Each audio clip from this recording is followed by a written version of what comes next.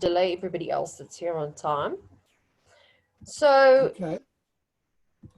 welcome everybody. Today the topic is COVID-19 and the 3 R's, respond, recover and renew. We are very privileged to have with us Greg Schlegel, founder of the Supply Chain Risk Management Consortium at Lehigh University.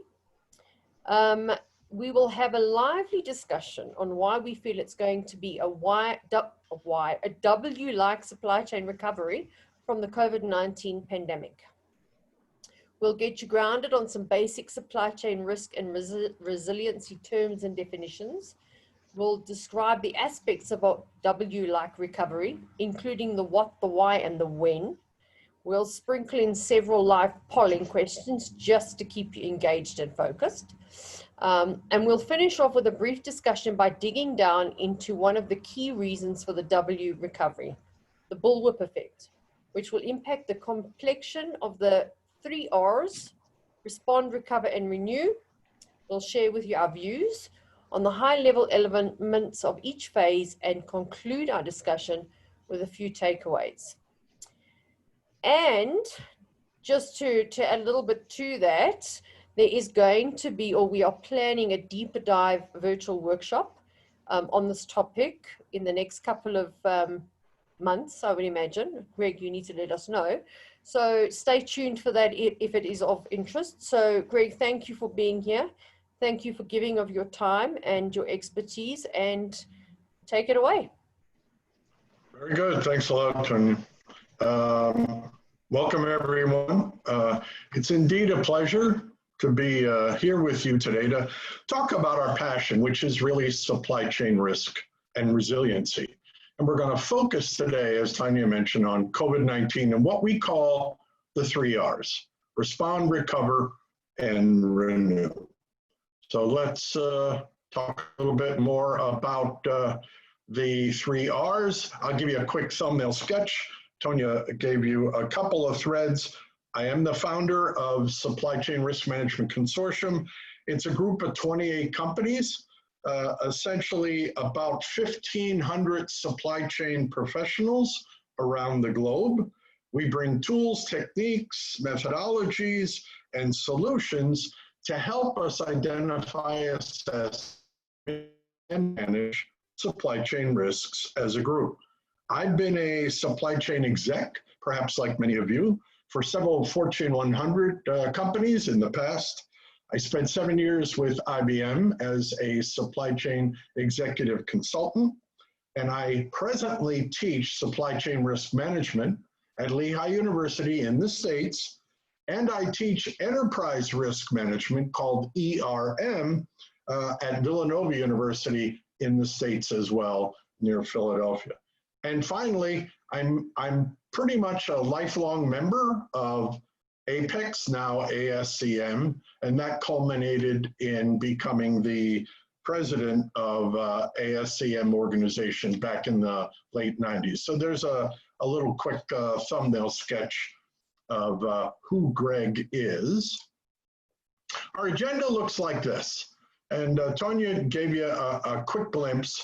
We'll quickly just give you a picture image of Supply Chain Risk Management Consortium, and you'll see a company in the header called Enhance International Group.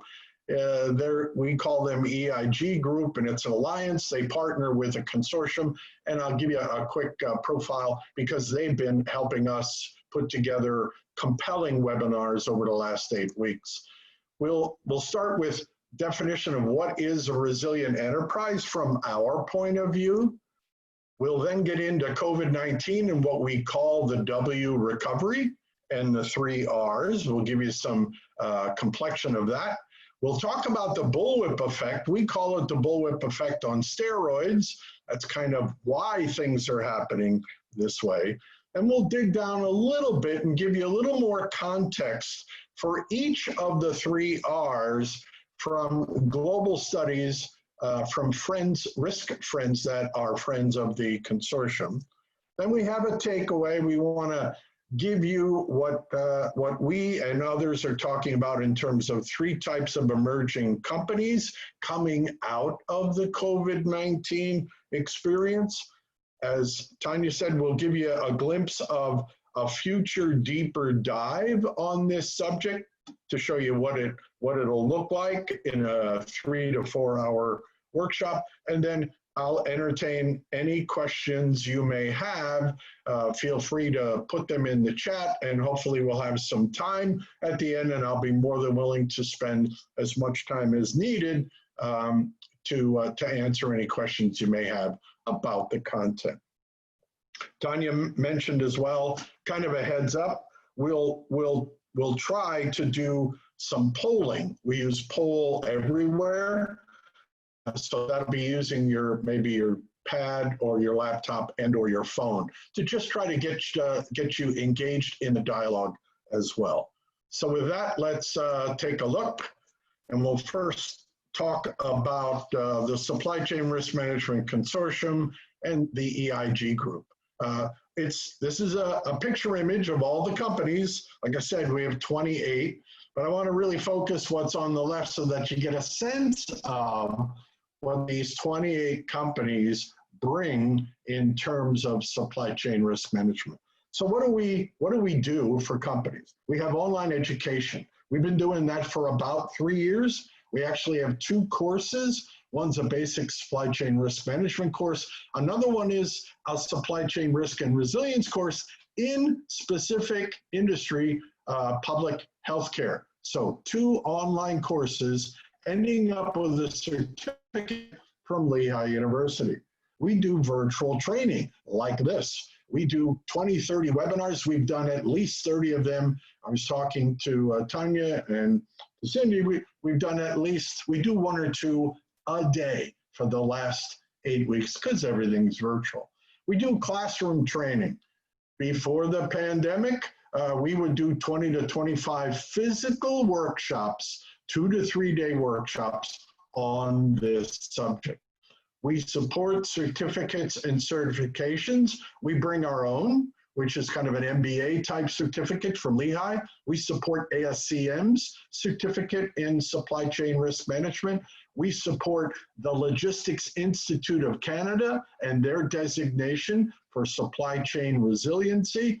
And we are working with 4 additional .orgs, educational organizations, to work something out to provide a certificate or certification through our online course. We do identification, assessment, and mitigation of supply chain risks.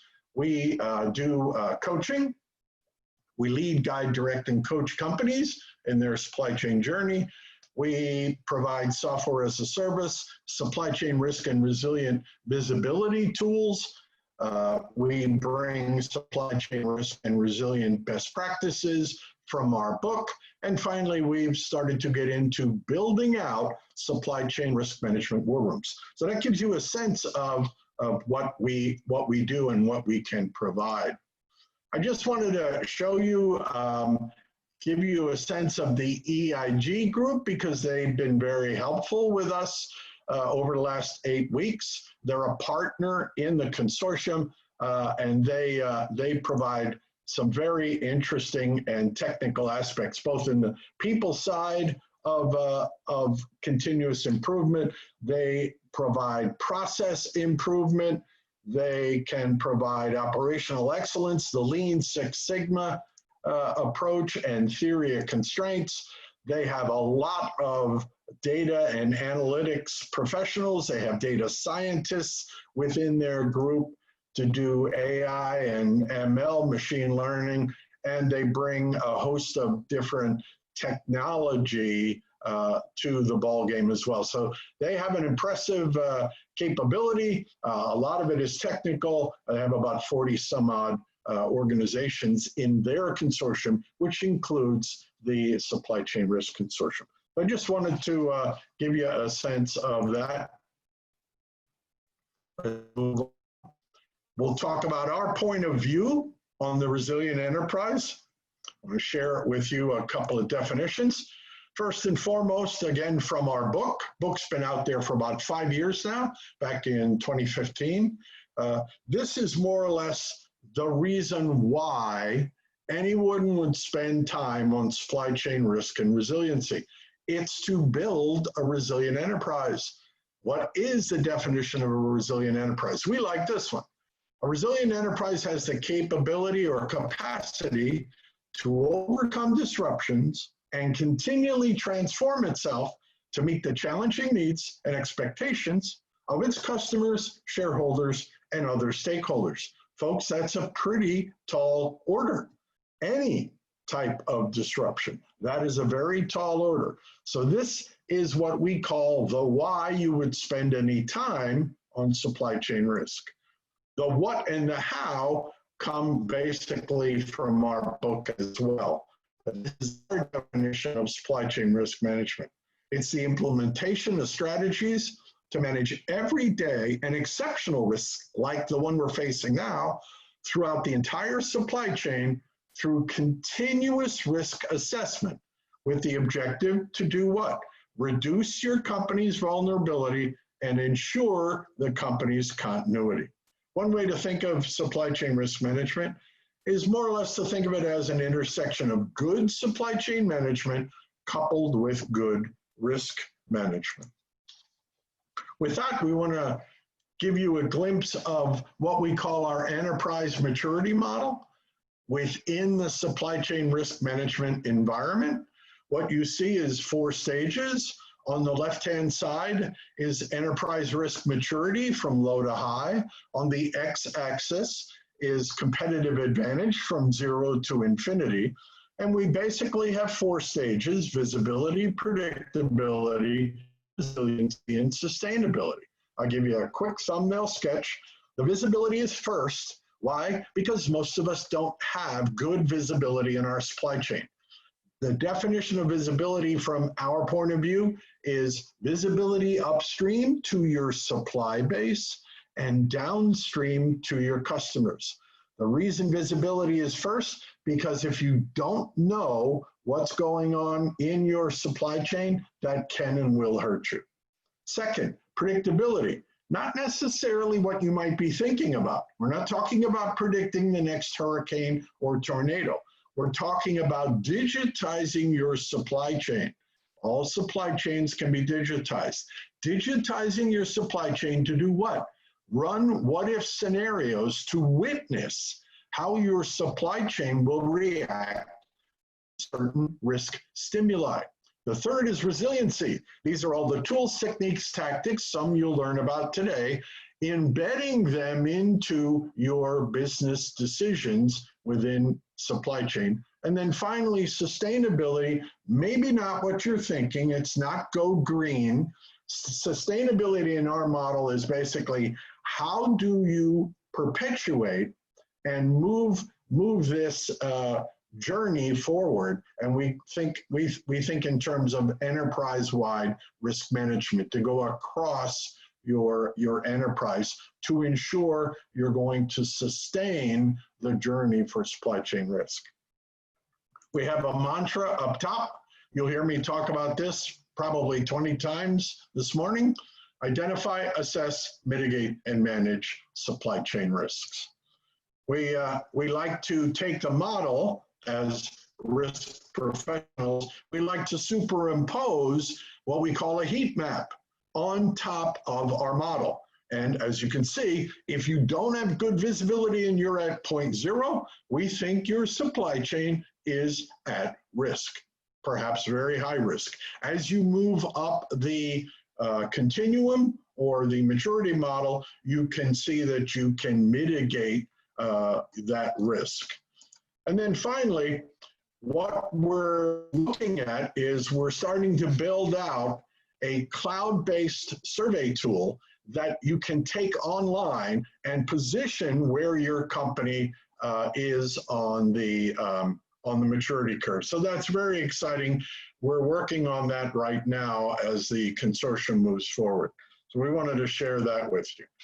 All right, next, the COVID-19 recovery and the 3 Rs. Let's take a look. First, I wanted to perhaps get a little closer to home. I wanted to share this profile of COVID-19 cases in Africa from March 1st to, I believe it's June 6th.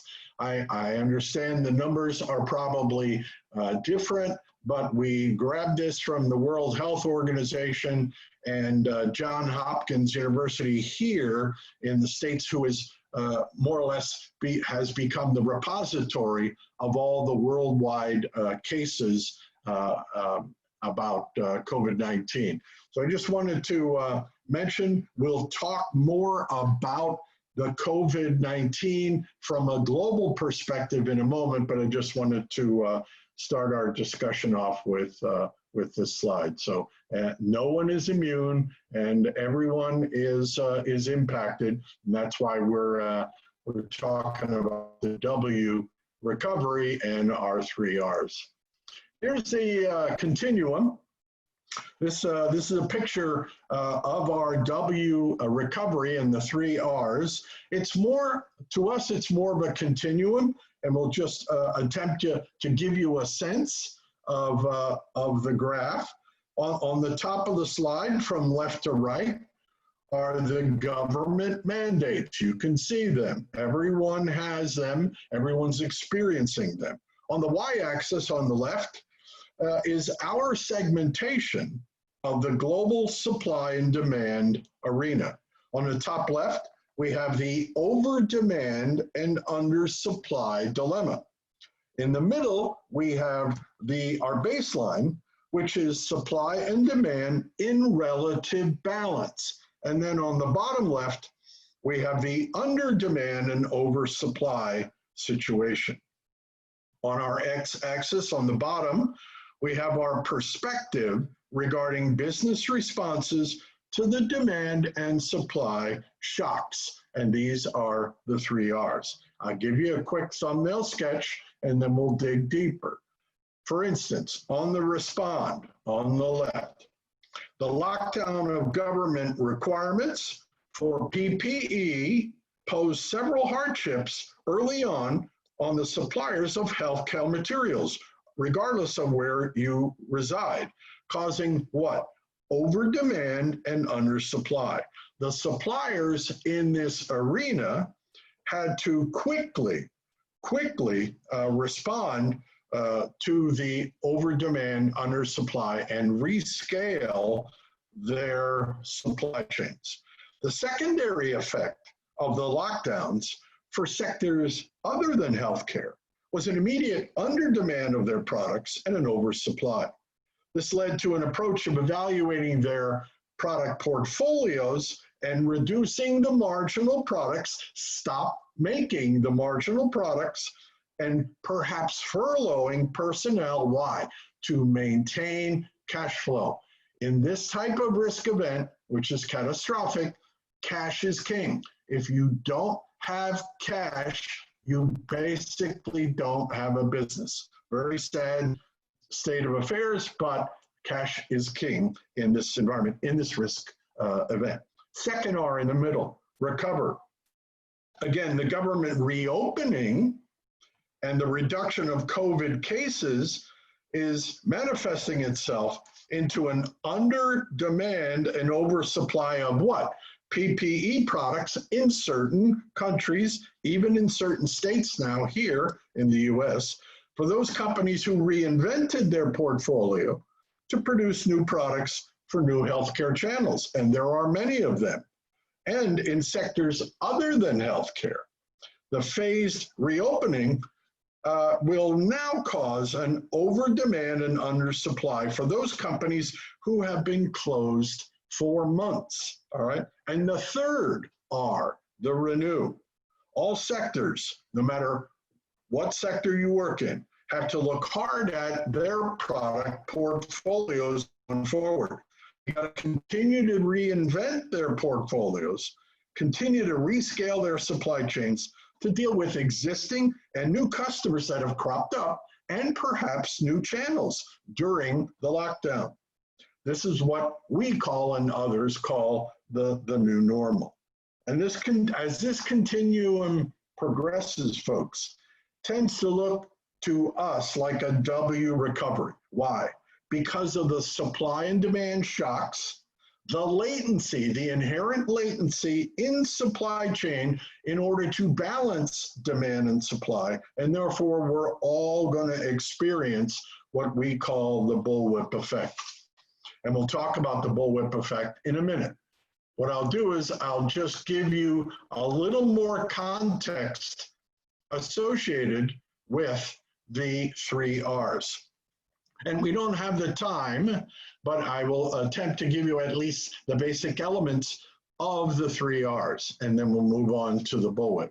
In the respond phase, during the lockdown, we advocated, and others do as well, first you must ensure staff safety, even safety with your partners, and invoke all the good CDC protocols. Out of the blocks, way back when this first started. You have to over-communicate hourly. If you're still operating, you need to over-communicate hourly with your employees and your partners. Many of the exemplar companies have developed and have been running what we call crisis teams to keep the lights on and keep delivering product. You have to connect with your key partners.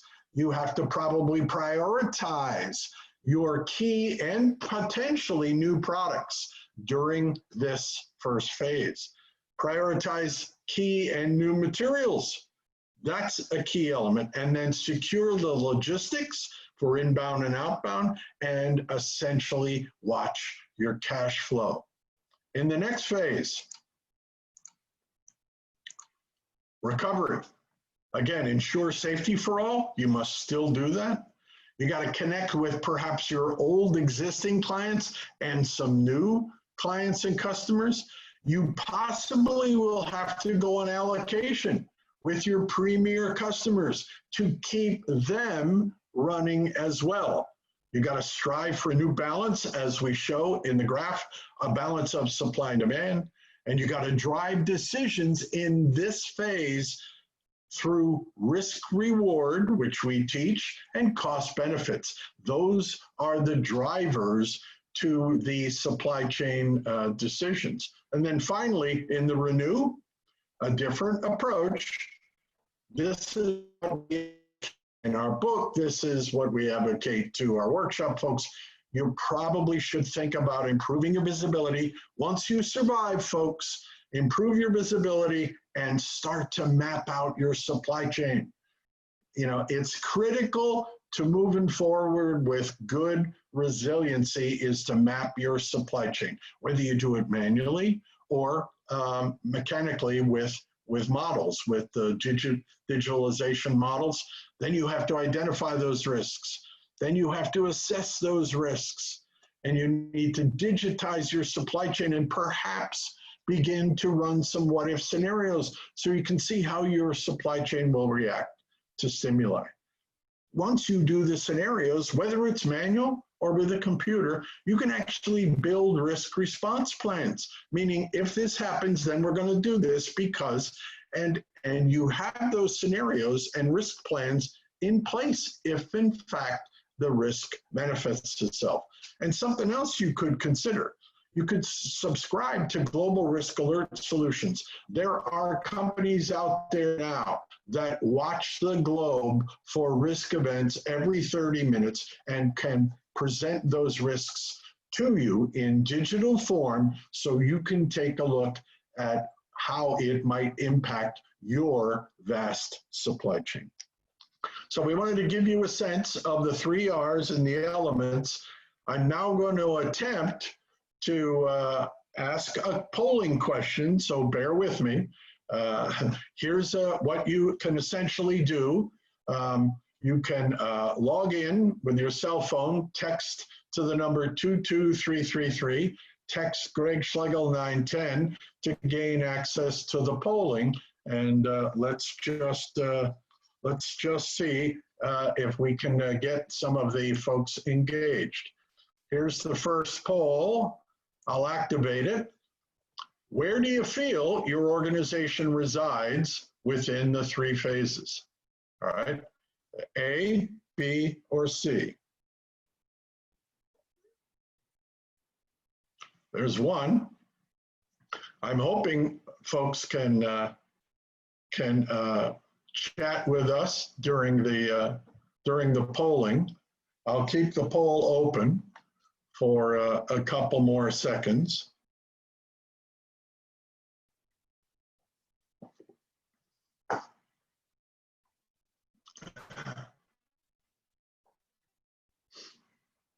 Anything?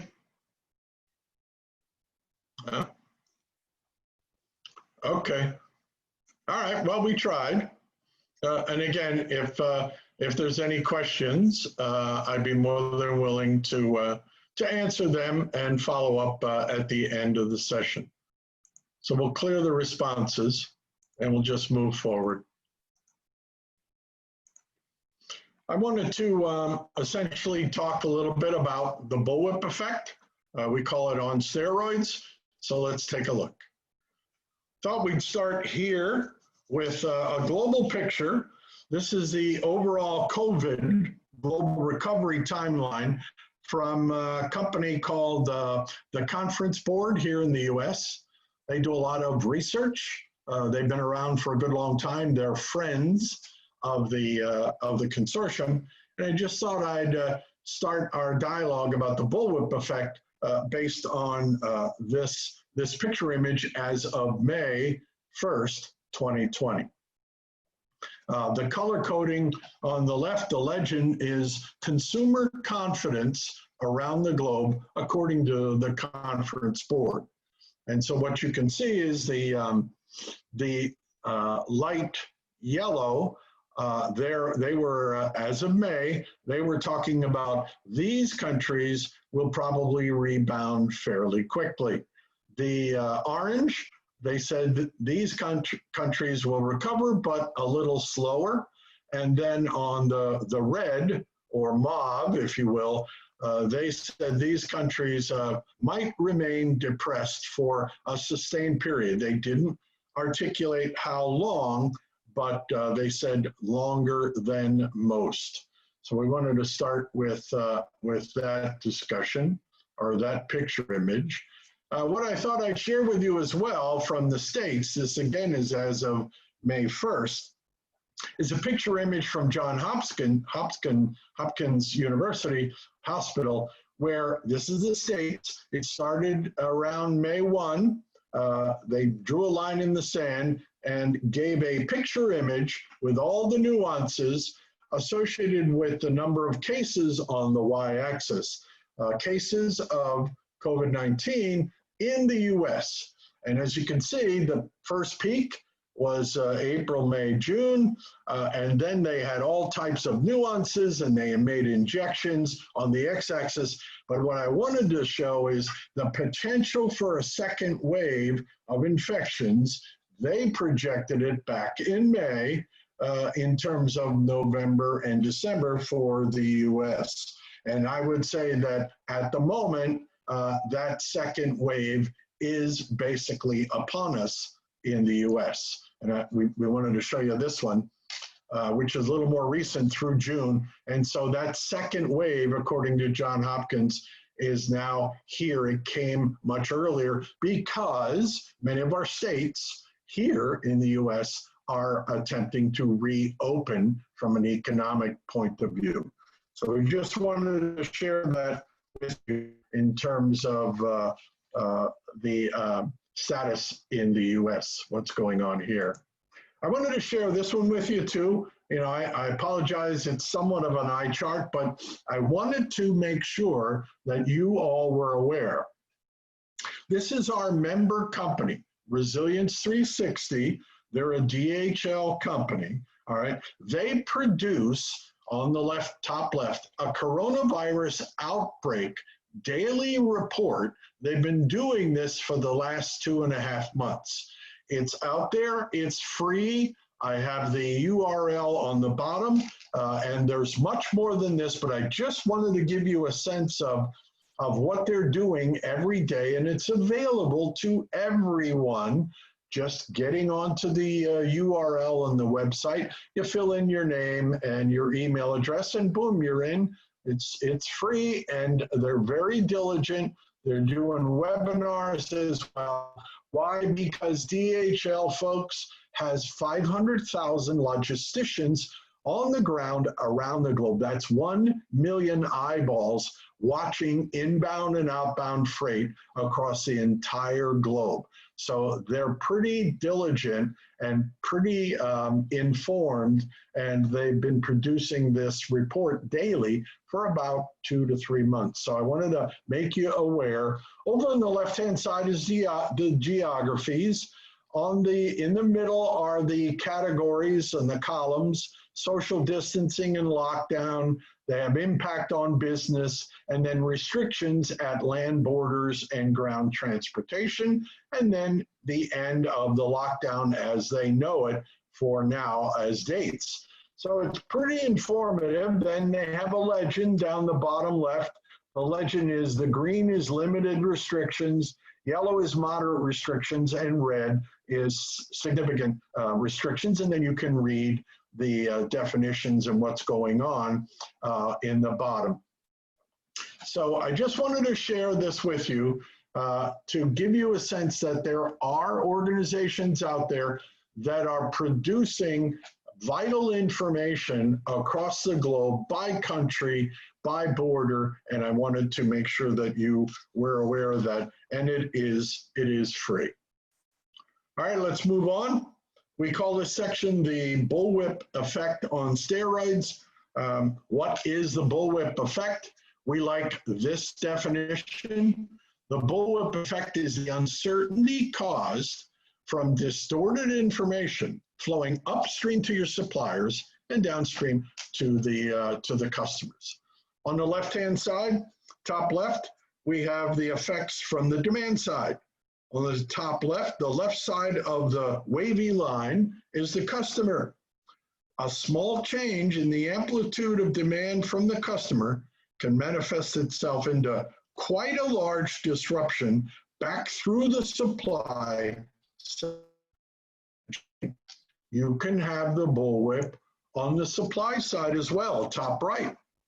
On the top right, we have its effect on the supply. The left side of this graph is the factory.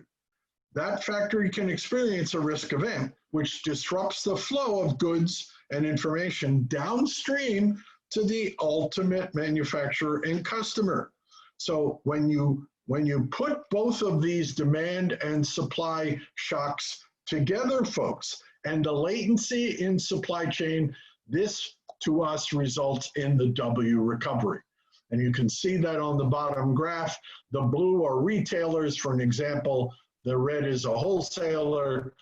The green is a distributor, and the orange is a manufacturer. So this, for these reasons and many more, we expect to wrestle with the bullwhip effect for the next 6 to 9 months. We tried this. We can try this one more time if you'd like. I'll activate the poll again if you'd like. Have you experienced? Has anyone experienced the bullwhip effect? We'll activate it. See if we get any responses. There's one response. Yes. I'm not sure anyone else can, it works. I apologize for that. I'll give you a couple of seconds and then we'll move on. All right, okay. This one, the context for each phase, I want to give you a little more context for each of the 3 R's, and we'll use some studies, global studies that are very timely. This first study in the respond phase, the first R, in the response phase, these data points come from friends of the consortium, a company called IRM, the Institute of Risk Management, who put together a recent COVID-19 global survey about 400 companies around the globe.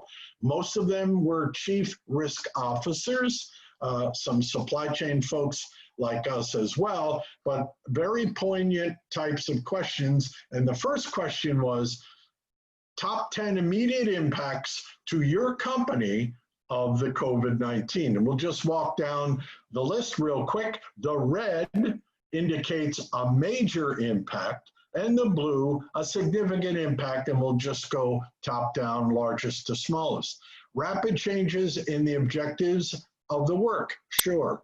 Second, delays in projects, understandable.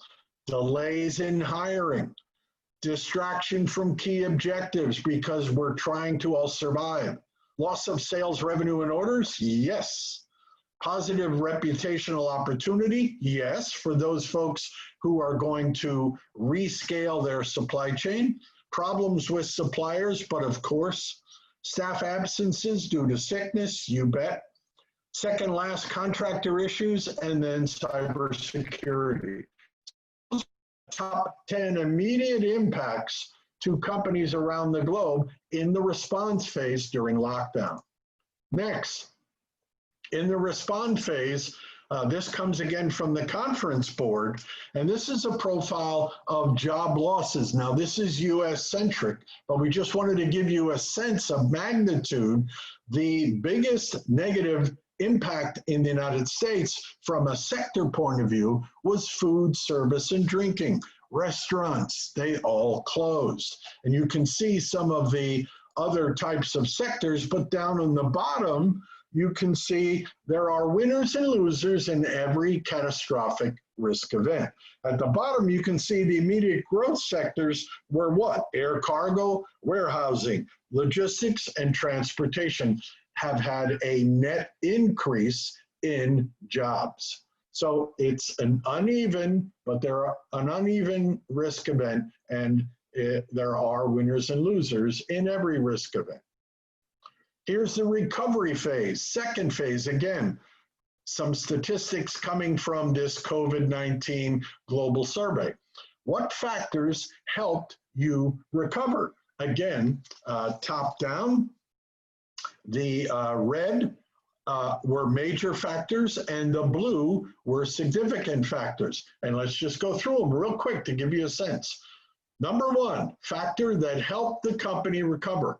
Modern state-of-the-art technology. Could be supply chain technology, operations, optimization, could be risk tools, state-of-the-art technology to be agile and flexible. Second one, good communication process, obviously throughout their own company and with their partners. High-quality leadership, take charge. Education and risk management prior to the event. That's always encouraging to us. They had business continuity plans. Rather significant portion of folks said they had certain business continuity plans in place in case of a major risk event. Work done on resilience.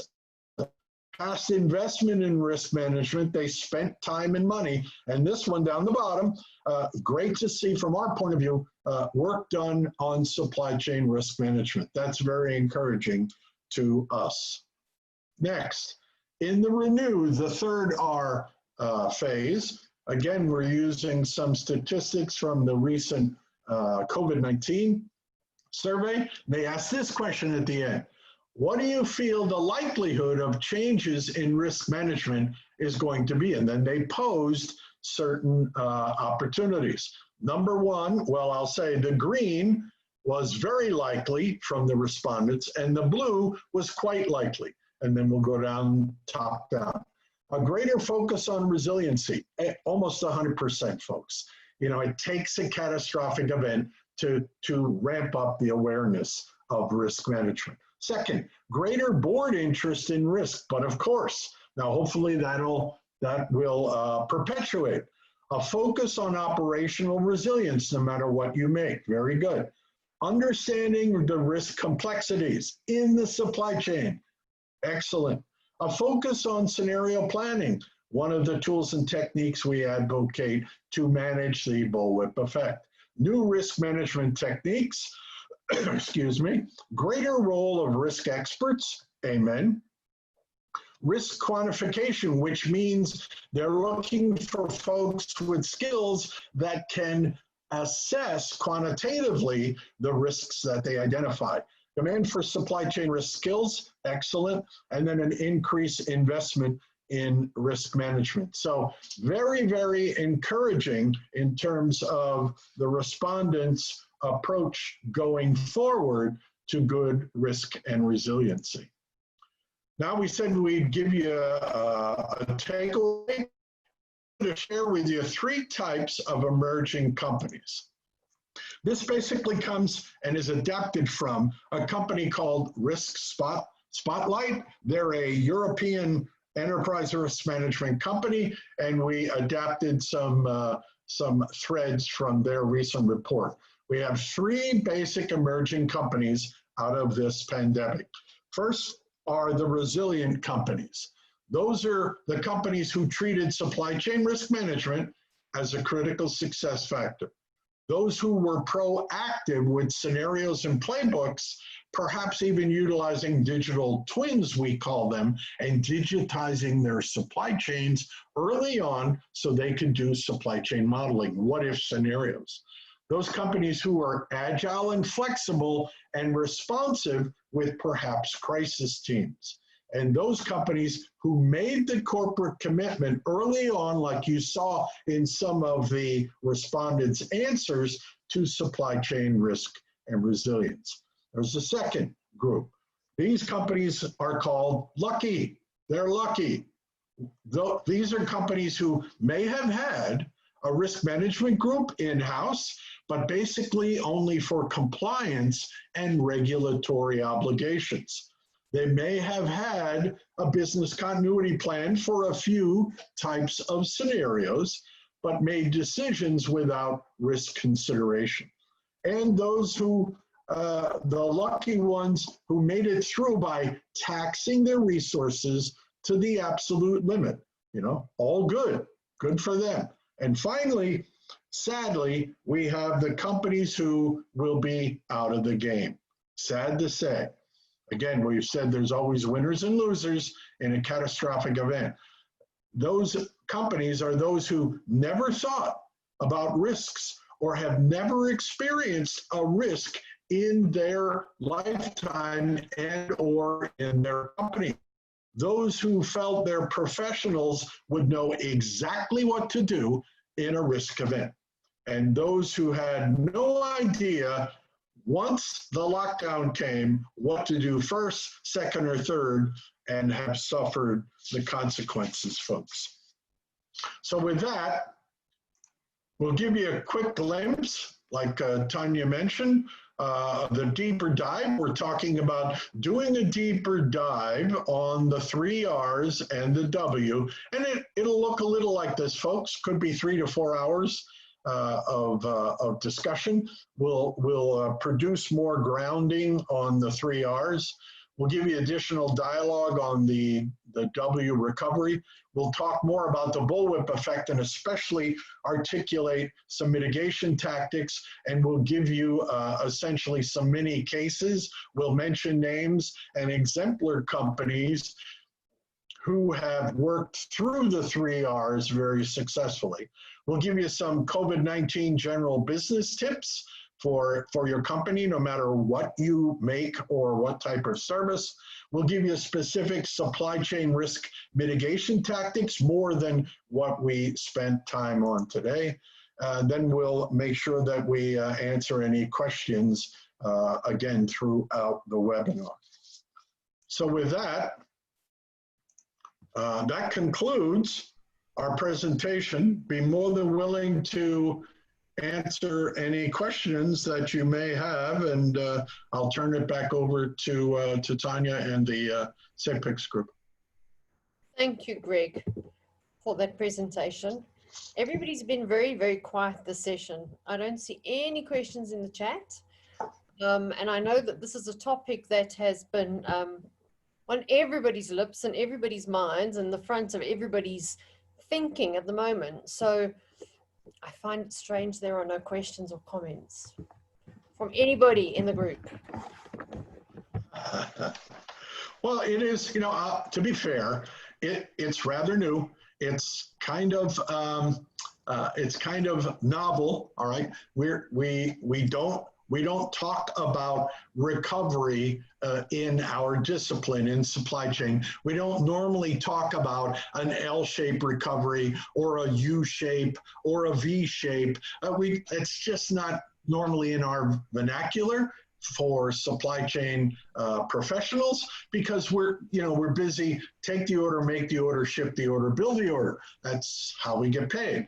But there's more to this event this time because it's global. So there's a huge set of macroeconomics, cause and effect relationships, external factors that are impeding us to a certain extent and causing us, causing us to reevaluate and become more agile, flexible, and perhaps even innovative. So I understand this is brand new, but we wanted to at least introduce the concept of the W-type recovery because, again, the W comes into play because we have all these external factors and they start and stop.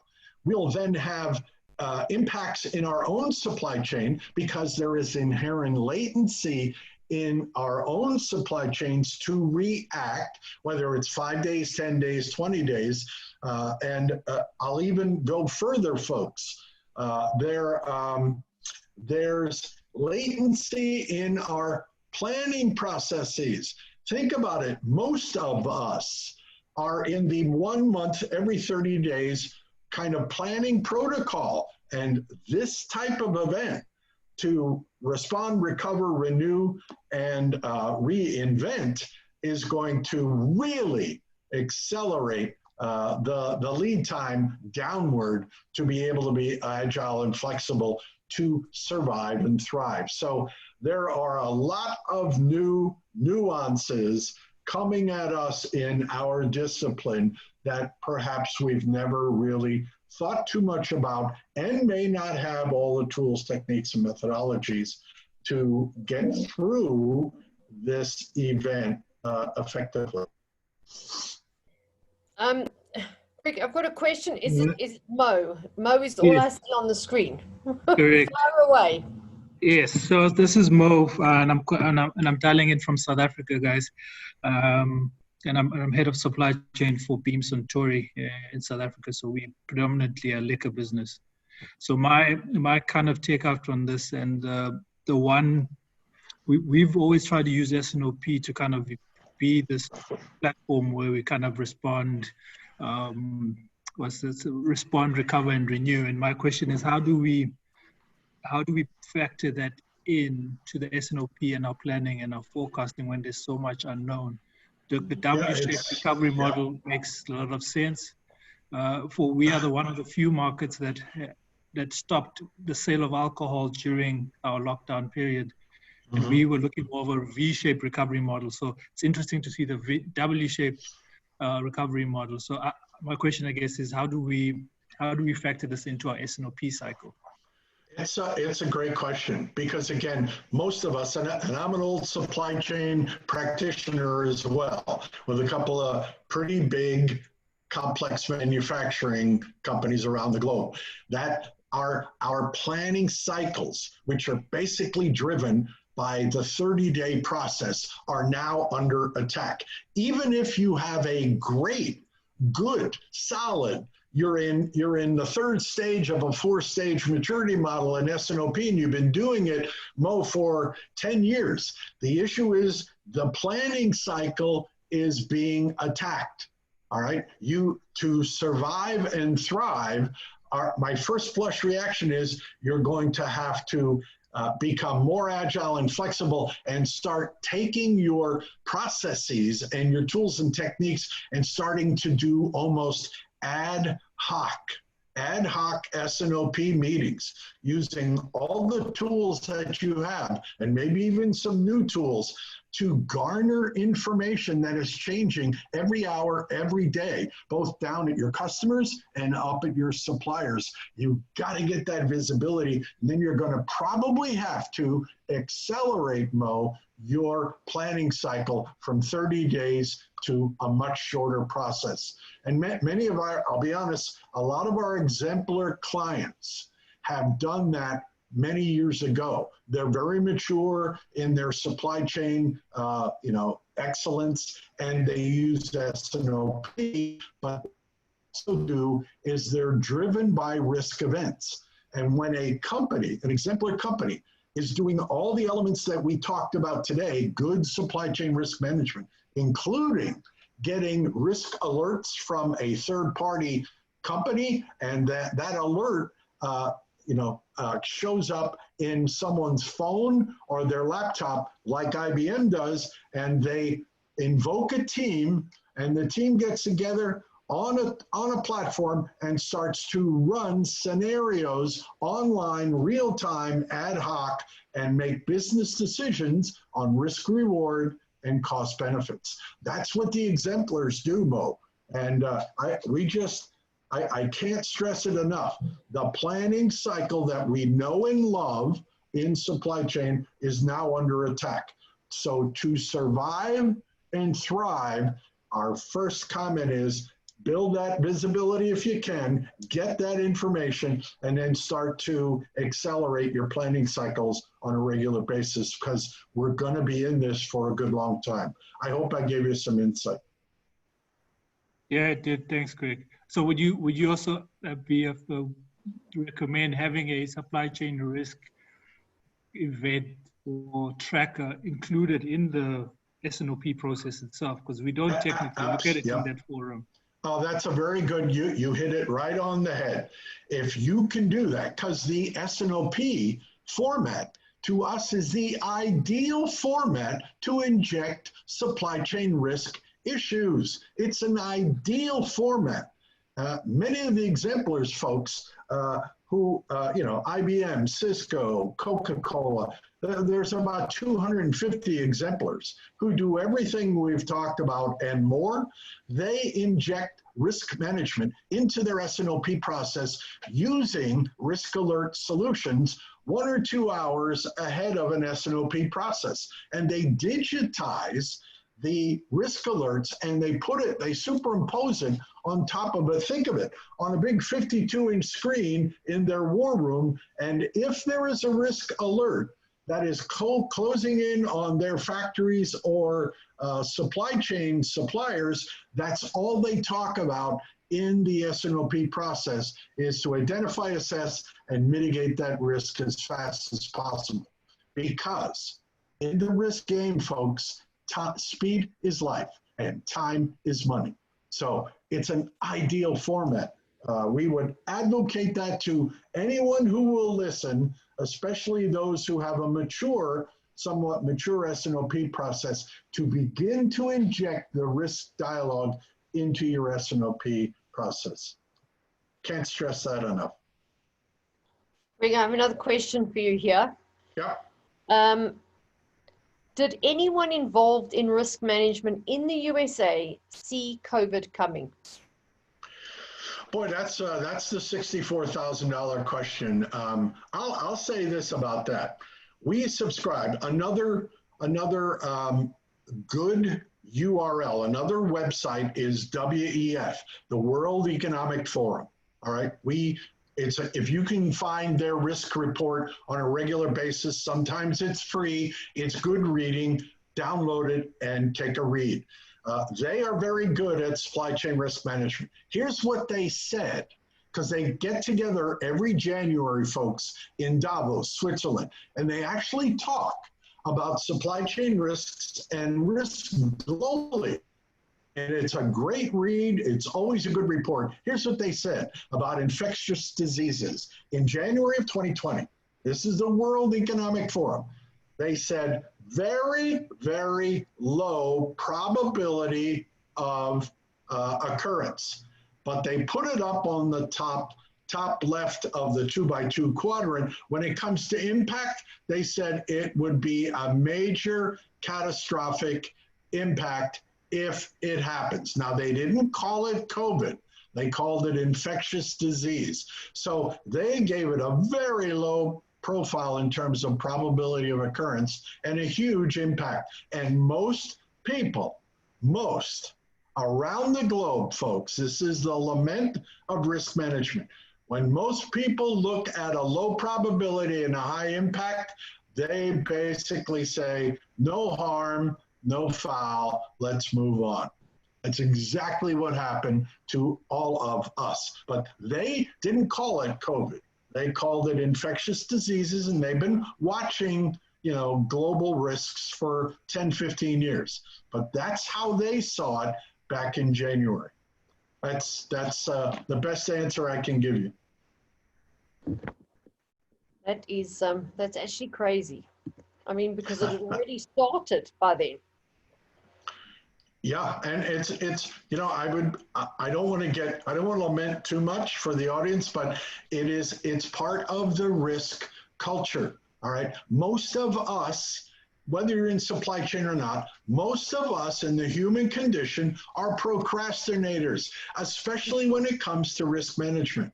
And it's just inherent in our human DNA. And it just manifests itself when you take a look at some of the risks and you quantify them with their huge impact with a very low probability. And it's very difficult. I'll be honest with you folks. It's very difficult to convince board of directors and big companies or small companies that if this happens, you may not survive. That's a very difficult sales pitch for folks when they have 20 or 30 other tactical and operational risks. That's what they want to mitigate. And we have techniques for that, but those are higher probabilities of occurrence, but they have a lower financial impact. So it's very difficult in supply chain risk management to convince companies that those low probability, high impact could happen. It's very difficult, folks. It's a very, very, very interesting topic at the moment. And I think that people are still reeling. And if anybody had any doubt before about having a risk strategy, I think it's probably top of everybody's minds at the moment. And it's something that they will be giving urgent attention to. You know, but sometimes a little much too late in some cases. So, Greg, we will, the session has been recorded. You're happy for us to share the recording? You bet. The slides as well. And are you happy for us to publish your details along with that so that if anybody's got any questions that they think of post-event, they can fire them off to you? Yeah, sure, that's fine. We'd be more than willing to attempt to answer any questions that anyone has ongoing. Perfect. Greg, thank you so much for your time, for your insights, for this information. And yeah, guys, everybody that's here, keep an eye out for the workshops. We will be putting those out on the calendar in the next, I won't say couple of weeks because that's too soon, but in the coming months, not too far off. But thank you all for your time. Thank you for being here. And we look forward to seeing you all at the next APEX event. And thanks, Gregory. Thank you so much. You bet. My pleasure. All the best. Take care, everybody.